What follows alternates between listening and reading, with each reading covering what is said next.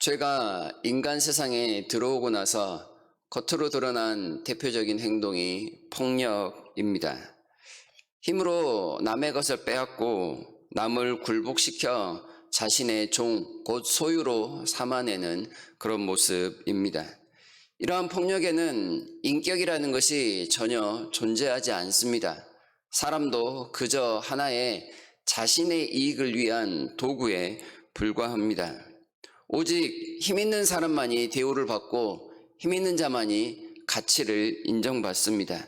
힘이 곧 법이고 질서고 또한 세상을 살아가는 지혜입니다. 이러한 폭력이 가장 극심하게 그리고 대표적으로 나타나는 모습이 전쟁이라 할 수 있습니다. 민족 간의 전쟁이나 나라 간의 전쟁, 이러한 전쟁이 역사적으로 끊이지 않았다는 것은 사람들에게 그만큼 죄의 탐욕이 극심했다는 것을 나타내는 증거가 됩니다. 이러한 전쟁을 통해 사람들은 자기의 만족을 얻으려 합니다.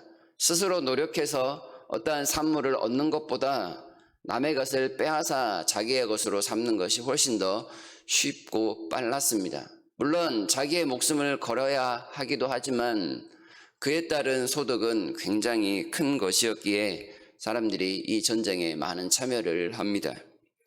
그러나 하나님께서는 이 잔인하고도 비참한 폭력적인 전쟁을 하나님의 도구로 종종 사용하십니다. 바벨론이라는 호전적인 민족, 정복전쟁을 하고 있는 이 민족을 통해서 그동안 폭력을 일삼아왔던 수많은 사람들을 심판하시는 도구로 지금 사용하고 있습니다. 철저하고도 아주 무자비한 이 전쟁의 모습을 통해 하나님은 그 심판이 과연 이와 같다는 것을 우리에게 가르쳐 줍니다. 나름대로의 힘과 지혜와 능력을 가지고 폭력을 일삼던 사람들이 더 큰 힘, 더 큰 폭력 앞에서는 꿈쩍도 하지 못하고 속수무책으로 당하는 모습, 그것이 곧 가장 큰 힘과 권위를 가지신 하나님의 심판 앞에서는 어느 누구도 아무런 힘과 지혜가 없음을 보여주는 모습과 같다 할 수 있겠습니다. 열방들이 이렇게 제국의 힘에 의해 무너지는 모습은 하지만 단순히 힘에 의한 논리만은 아닙니다. 방금 말씀을 드린 것처럼 자신이 힘이 없어서 무너지는 것이 아니라 하나님의 커다란 섭리에 의해서 당하는 심판이라는 사실입니다. 하나님은 이러한 심판을 위해서 많은 사람들의 폭력성을 그대로 사용합니다. 그리고 그 사람들은 그들의 행위에 따라 철저하게 심판을 받습니다. 하나님의 백성인 이스라엘이 대표적으로 심판을 받았고 그 주변의 나라들이 그러했으며 또한 이 본문에서 나타나고 있는 이 심판의 도구가 되는 바벨론 역시도 뒤에 가면 심판을 받아 역시나 그들의 행위에 따라 벌을 받고야만 하는 그런 한 민족임을 나타내고 말 것입니다. 그래서 이러한 심판에 관련된 내용들을 읽으면서 경건한 성도들이 가져야 될 생각은 바로 이것입니다. 우리가 힘이 없어서 심판을 당하는 것이다. 그러니 힘을 길러야 된다. 이런 생각은 해서는 안 되는 것이죠. 힘이 없어서 당하는 것이 아니라 하나님을 향한 믿음이 없어서 심판을 당하는 것이다. 폭력으로 치우쳐 있기에 죄악의 삶을 살아갔기에 더 큰 힘에 의해서 심판을 당하는 것이니 하나님께로 돌아가서 하나님만을 의지하는 것이 마땅하다. 이런 생각을 하는 것이 너무나도 당연합니다. 하나님께 피하는 자만이 안전하고 구원을 얻을 수 있습니다. 잔인하고도 이 비참해 보이는 심판이 단순히 힘에 의한 논리만이 아니라는 점은 오늘 본문에서 살펴볼 수가 있습니다. 그동안 이스라엘 주변에 있었던 민족들을 중심으로 심판을 예언했습니다.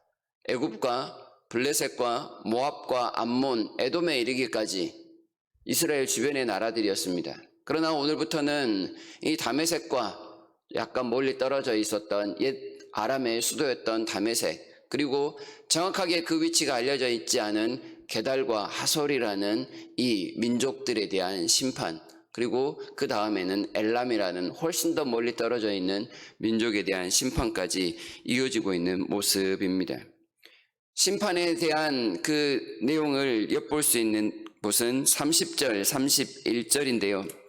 하솔에 관련된 심판의 내용에서 하나님은 이렇게 말씀을 하십니다. 하솔 주민아 도망하라, 멀리 가서 깊은 곳에 살라. 이는 바벨론의 느부갓네살 왕이 너를 칠 모략과 너를 칠 계책을 세웠음이라. 여호와의 말씀이니라. 너는 일어나 고요하고도 평안히 사는 백성 곧 성문이나 문빗장이 없이 홀로 사는 국민을 치라. 이 하솔 사람들은 목축을 하는 사람들이었습니다. 들판이나 혹은 사막 근처 산간지대에서 자신들의 목축을 하면서 자신들의 것으로만 만족하며 사는 사람들입니다. 인간적으로 보면 매우 검소한 사람들입니다. 그리고 남에게 특별히 해를 끼치지 않는 착한 사람들입니다. 그래서 이들에게는 성문이나 문빗장이 필요 없을 정도로 그런 안전이 거하는 사람들이었다 이야기를 합니다. 그러나 이들에게도 전쟁, 그 칼날을 피할 수 없었음을 이야기하고 계십니다. 착한 사람들이 왜 심판을 당하는가? 한편으로 보면 전쟁이 너무나도 잔인하다라는 것을 이야기하고 있습니다. 사람들이 가지고 있는 폭력성의 한 단면이지요. 그러나 이들이 심판을 당하는 것은 단순히 사람들의 잔인함 때문이 아닙니다. 그것은 그들이 가지고 있었던 드러나지 않은, 우리에게는 드러나지 않는 그런 죄악 때문임을 이야기합니다. 그리고 30절 말미에 분명히 이야기하기를 그들이 심판을 당하는 것은 모략과 책략에 있어서 부족했기 때문임을 분명하게 말씀합니다. 바벨론의 모략과 책략에 비해 이 하솔 사람들이 가지고 있었던 모략과 책략은 전혀 없었기 때문에 그것 때문에 당하는 것이다. 힘이 없어서 당하는 것이 아니란 뜻입니다. 다시 말하면 많은 사람들이 자신의 안일함에 대해서 아무런 생각 없이 살아가는 것, 그러한 모략, 그러한 지혜, 방법을 강구하지 않았기에 그래서 사람들이 이 잔인한 전쟁의 도구, 희생양이 되고 마는 것이다. 이렇게 이야기하고 있습니다. 진정한 안전, 진정한 평화는 하나님 안에 있는 것인데 이들이 자신의 안전을 위해서 참된 모략과 방법을 강구하지 않았기에 그 모든 사람은 곧 심판의 나락에 떨어질 수밖에 없음을 가르쳐주고 있는 것입니다. 성경에서는 죄에 대해서 정의하기를 믿음으로 행하지 않는 모든 것이 다 죄라고 이야기를 합니다. 인간적인 눈으로 참 유유자적하게 사는 사람들이라 할지라도 우리와 같은 사람을 누가 공격하겠느냐, 이러한 교만함 혹은 안일함이 가져왔던 그들의 죄로 인해서 하나님의 심판을 벗어날 수 없다는 것입니다.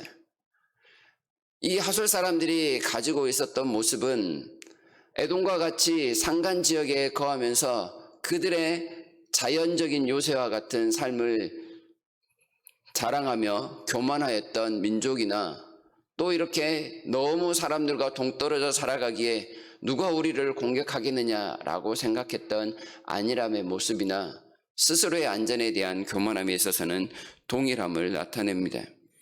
잠언 16장 25절에서는 이런 말씀을 합니다. 어떤 길은 사람이 보기에 바르나 필경은 사망의 길이니라. 사람이 스스로 자신의 길을 가면서 이것은 바르고 안전한 길이라고 확신을 하지만 하나님 보시기에 그 길은 악할 수 있다는 사실입니다.